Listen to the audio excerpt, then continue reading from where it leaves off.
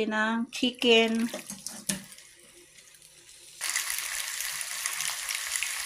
Fry natin yung ating pechay.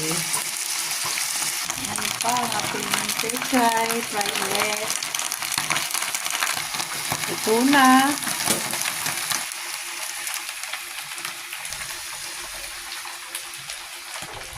Pag-isa na tayo guys. Sabay-sabay na.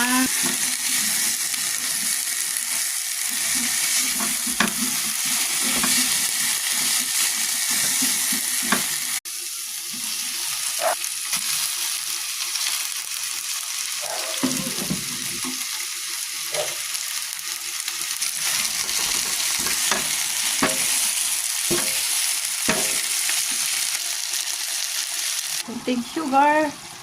Oyster sauce. Okay. Kunting tuyo.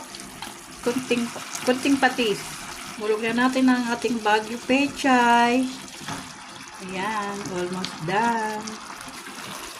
Luto na ang ating chicken with Baguio pechay for our lunch.